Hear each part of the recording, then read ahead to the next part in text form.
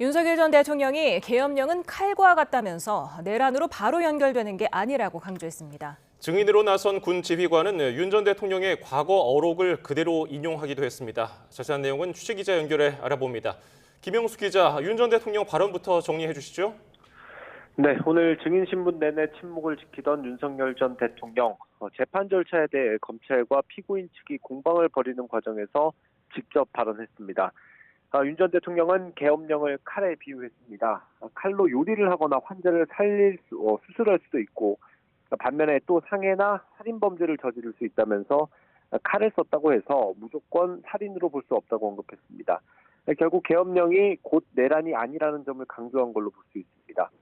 윤 전 대통령은 또 대통령의 권한인 계엄 선포가 내란이라는 구조로 사건이 이뤄진 만큼 헌법적 쟁점이 많다고 언급했습니다. 이례적이고 또 통상적인 형사사건과는 다르다는 설명이었습니다. 윤 전 대통령은 그래서 검찰의 입증 책임, 계획이 존중돼야 하지만 사건 본질에 맞는 검토가 순차적으로 이뤄져야 한다고 강조했습니다. 오늘 재판에서 윤 전 대통령의 유명한 어록이 나오기도 했다고요?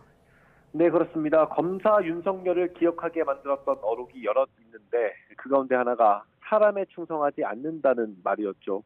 오늘 김영기 특전사 특전대대장이 증인으로 출석했습니다. 상관으로부터 의원들을 끌어내라는 지시를 받았다고 증언한 인물인데 마지막에 별도 발언 기회를 얻었습니다. 김 대대장은 자신은 국가와 국민을 위해 임무를 수행했다고 강조하면서 자신은 사람에 충성하지 않고 조직에 충성했다고 말했습니다. 예, 오늘 증인신문 내용도 간략히 정리를 해주시죠.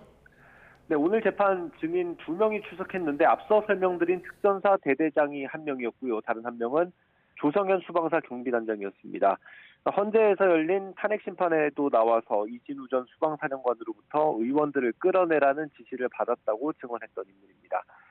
윤 전 대통령 측은 오늘 당시 윤 전 대통령에게 해당 지시를 받았는지 또는 이 전 사령관이 윤 전 대통령에게 지시받은 상황을 목격한 적이 있는지를 추궁했고요. 조 단장은 그런 적은 없다고 답했습니다. 다만 조 단장은 이 전 사령관으로부터 직접적이고 명시적으로 의원들을 끌어내라는 지시를 받았었다며 기존 주장을 유지했습니다.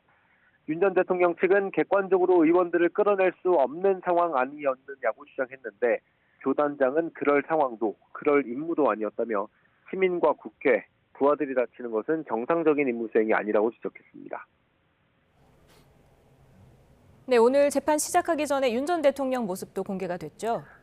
네, 그렇습니다. 1차 공판 때와 달리 재판부가 법정 내 촬영을 허가하면서 피고인석에 앉은 윤 전 대통령의 모습이 처음으로 공개됐습니다. 윤 전 대통령은 재판 시작 전 9시 57분쯤 법정에 들어왔고요. 피고인 측 둘째 줄 가장 안쪽에 있는 피고인 자리에 앉았습니다.